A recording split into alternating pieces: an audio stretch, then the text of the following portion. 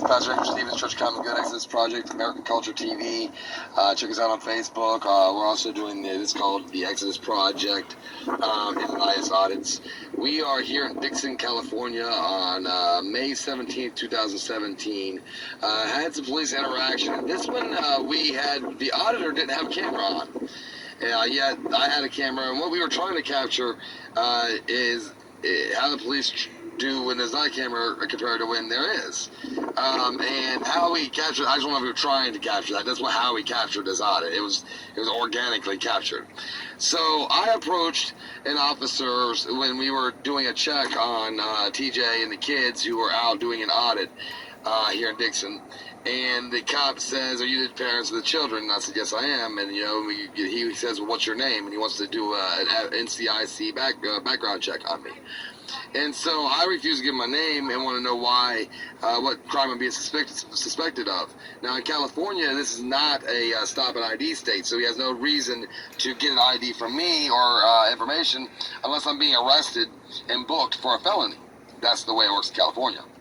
So, but no, he's going to coerce me. He was on the coercion mode, and I'm telling him that you don't have the right to do that. But he tells me that he's there to investigate the crime of possible child neglect because my son dropped a ball, it went toward the road, and he moved toward the road when they were doing an audit. This is what he presented to me.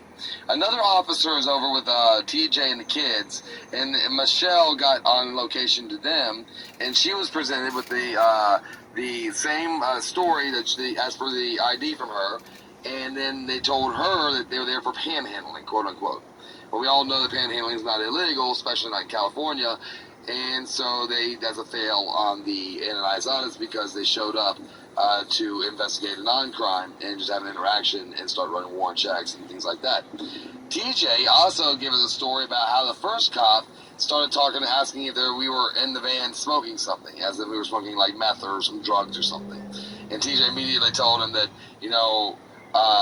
you can't mix these two and say that we're using drugs because you're here over sign holding. At this time, the cop that was with TJ and the kids was presenting that they were there for sign holding, where I was with the cop who was presenting that he's there for a possible child neglect that was actually created because the officer took TJ's attention off the children when the interaction began. So Blade's ability to drop the ball and go toward the road was even created because there was a cop present preventing TJ from, his attention being on Blade and doing the duties of someone, a guardian. Which in my opinion means the cop who is now taking control of the situation would be now the guardian of the whole tribe there. Everybody he's got detained at that time, the cop would then be responsible for. And that means the cop actually allowed my son to go toward a road without stopping him. And they used that as a reason to run my name and coerce me out of my name, claiming that they had a suspicion of an actual crime. So I'll present you the footage that I got on the camera, and I have TJ and Michelle here. If it goes any further, we'll write reports on what happened. But basically, it looks like a pass because I thought that they saw my son, like they were driving by and my son moved toward the road, and that's the way they presented it. And they stopped because of that action, which that's not really what happened. After the data came together, it was that during the time that TJ is being interrogated by a police officer who was there for a non-crime, my son lost control of the ball and he went toward the roadway, and that action, even though that's still not illegal, was the basis of the warrant check and all that on myself and my wife. So, and I guess that would be illegal if you went to the road. That'd be child neglect, but in this case, the neglect would fall on the shoulders of the cop who's controlling the situation at the time. So that's my report, and in Dixon, California. Talk to you soon. Pardon? Yes, those are my children. We are. Sir.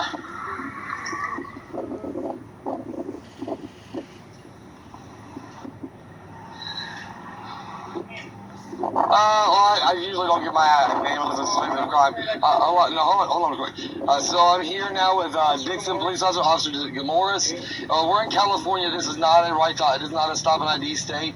Morris is demanding my name. I'm on the phone with ACLU. This is what we do, actually. And he's demanding my name right now. I'm going to refuse to do that right now unless you suspect me of a crime. Here's a possibility. What was that? Your son that's over there? My son is right here, yeah. Your son damn near ran into the street chasing a ball. Whoa! No, come here. Okay. I'm done. Okay. Whoever you have watching your kid, yes, he's an adult. Obviously, if that's happening in front of him, it should never have happened. The kid shouldn't be on the corner. Did you see this happen?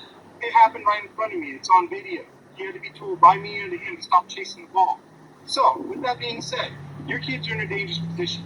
Yeah, they need to stop, yeah. So now you can present your name yeah. your ID. Well, I can give you my name and date of birth. And hold on, can you tell me what crime you're suspecting me of? Possibly child endangerment. Me? Child endangerment? Your kids, right? My child is with an adult right now. You up? An adult. So yes. what's your name? Pastor Andrew Stevens, Church of Common Good. Andrew Stevens? STEPHENS. May I get a supervisor here, please? Now, because now, well, see, we're doing an audit right now, so I don't have my. You don't even know where this was even. Well, we're doing. I need a supervisor. Well, I see at this point in time, I need a supervisor president. I'm asking for a supervisor now because what you're doing, you're coercing me on information I have a right to reserve. No, I'm investigating a crime. Child endangerment. Okay. Which means 778. I would never endanger my child. Where's he out of? What do you mean? Am I Humboldt County? He's out of Maryland. Yeah, Humboldt County. We live in Humboldt County. Florida is the last, place out of Maryland? It's probably going to be annoying to get your Stevens. I mean, right now we're recording and we're live on the internet, so. I don't want to play games. Maryland. Like, you coerce me now against my rights, right? You violated my rights, and I'd like to talk to your supervisor. May I talk to your supervisor? Sure, I'll start him out here. Thank you, I appreciate it. Please do so.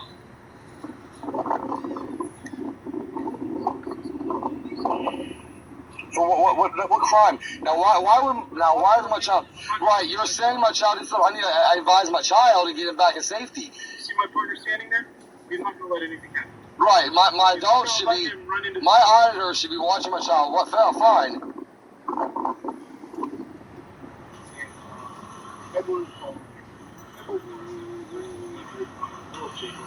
This is what they call. This is what they call an NCIC check. It is also done illegally. What we do here in this case is we pull what's called a FOIA request, or Freedom of Information Act, and we show where the police do these illegal things like coercion. As I tried to show him, unless there's a crime being committed, he doesn't really have a reason to investigate my name. Actually, in California, unless I'm being arrested for a felony, he has no right to my name. But you see how he coerced and used my children against me while we're doing this audit. So this is the situations we're dealing with around the country, is officers coming and presenting themselves harshly toward homeless people or poor people, and why we do these audits.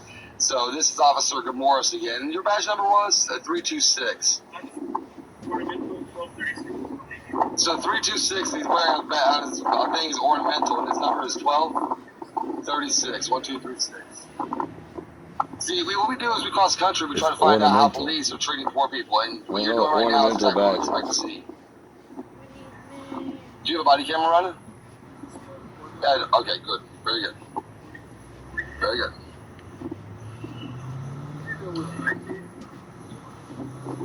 Yeah, my child should never be doing anything. But the thing is, we do these audits. I think that you stop for other reasons. I believe that you stop because you might have got a report or a call, and I guess we'll find that out from a call report. Here's what I explained to him before the child was ran into the street. Right. Concern and the reason why we're here. Have you been in this small town before? No, we haven't. This is the first time here. Prior to you coming here, other folks have kind of ruined people's ability to stand outside. Yeah, but they constitutionally protect. Go ahead. Go ahead. No, you're right. You're right. You're right. So you're right. So when people see that, knowing that when it's winter and there's kids out here, and the kids are sitting out there being used as toys. Well, in this case, we're auditing. Go ahead. Well, you're using words. Go ahead. Go ahead. They are being used as toys. They show up to different kids. And it's really cold outside. It's not helpful. Oh, boys. What's the word, man? It's really cold outside. He's wearing a t-shirt. This is my poor kid. It's Southern California. Oh, well, that's not what this was. Okay. Got it. Oh, I see. Gotcha. My supervisor's phone. Let me answer that. Yeah, you're respectful. Go ahead. I'm sorry.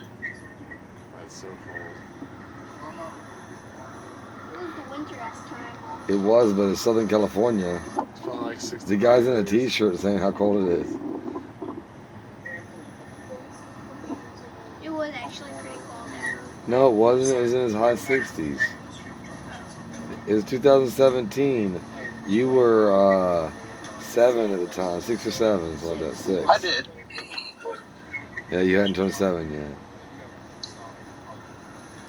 We cheated. But he did ask me to see if we could come out.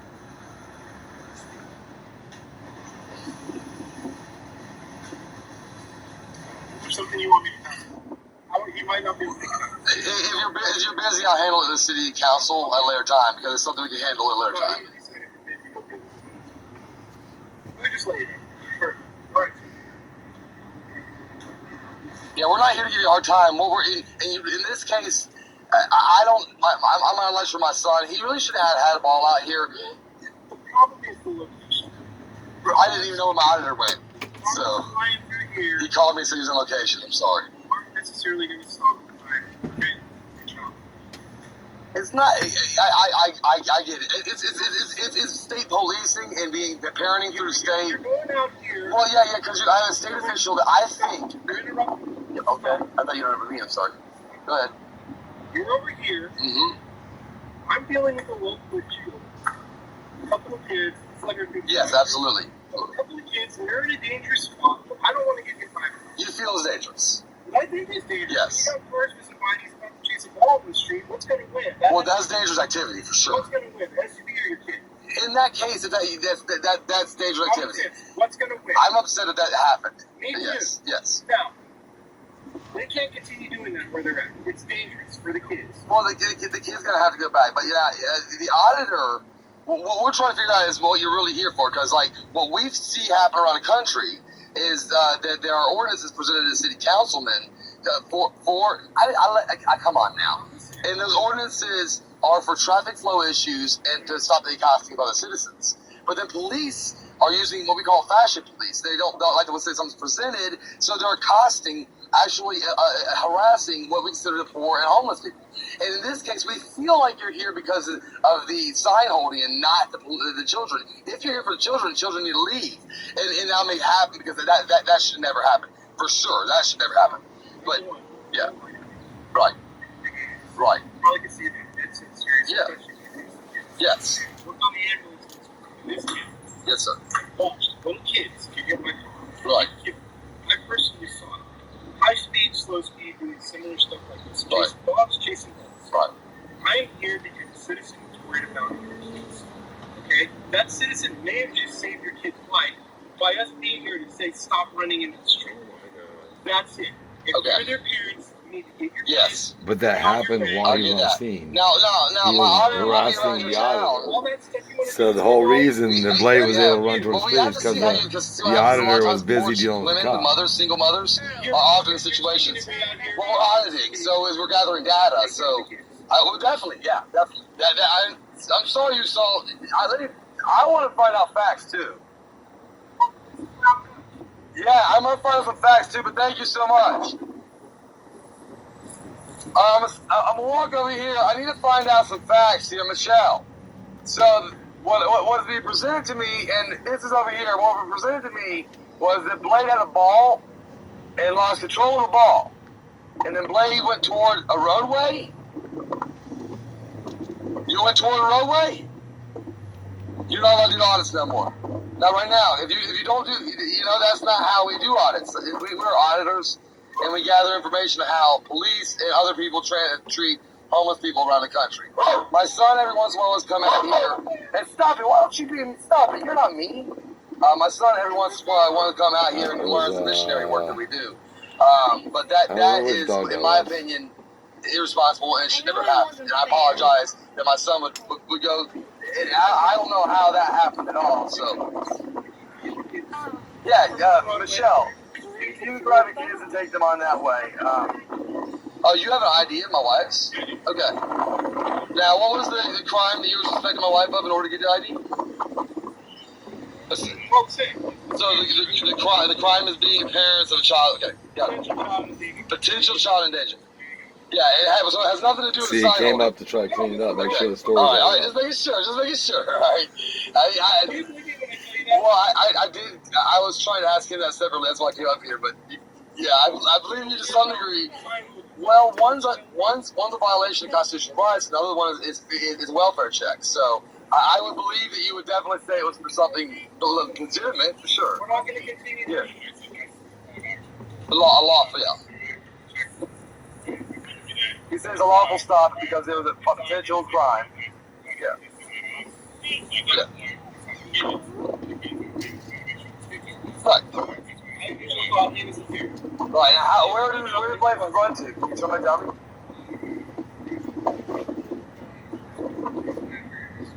Okay. Yeah. Here in Dixon, California, on it's gonna be May 17th, 2017. You had police interaction with Blade and Scarlett out doing an audit here. And when the police pulled up on you, what was the reasoning for being there? And so I assume that they didn't give you an ordinance number; they just used the word panhandling.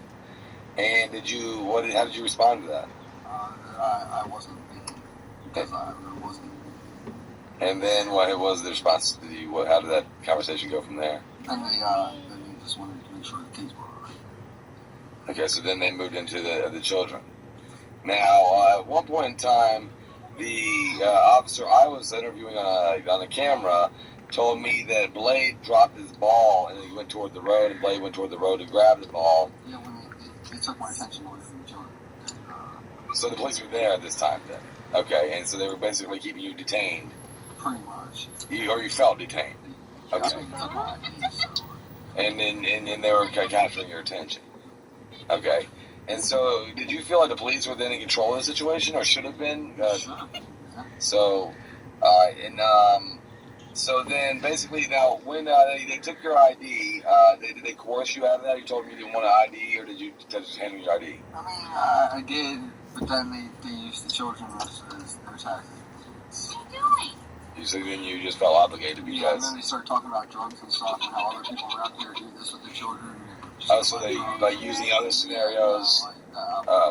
Other scenarios make it seem like we were doing something that would be the stigma that we're trying to erase to begin with. They started attaching that stigma to you. Okay. And didn't they mention something about wanting to search things? Yeah, they mentioned if we were still out there, they had to come back. They might have to search things. So they kind of making if threats. we were smoking anything that things might not end up well. So they can't have their sergeant looking at them like. So idle threats got hurt. Yeah, got it. So profiling, idle threats. Now, how did you respond to that? Right. Hi, Michelle. So when you talked to the officer, you talked to the same officer that was with TJ. What did he say he was there for? Okay, and that was not the officer I was with. That was the other officer that. Yeah. Very good. So. Then when did you start hearing about the children, potentially child neglect? Okay, so after I had talked to the other cop, got it, make sure, it's been since. Okay, so that concludes these interviews. So basically, my presumption is obviously going to be that the cop saw I had a camera on him, and we were auditing then for First Amendment rights audits. In this case, it would be the right of freedom of speech and propagation of religion if you use a ministry, but this is a freedom of speech audit. And then, so yeah, there's the whole thing, what we expect, the stigmas attached to it and all that.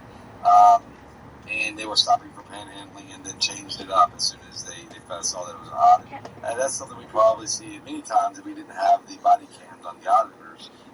Police oftentimes will change up their stories and mislead and tell lies and try to cover things up in their misbehavior or their behavior that's not lawful behavior.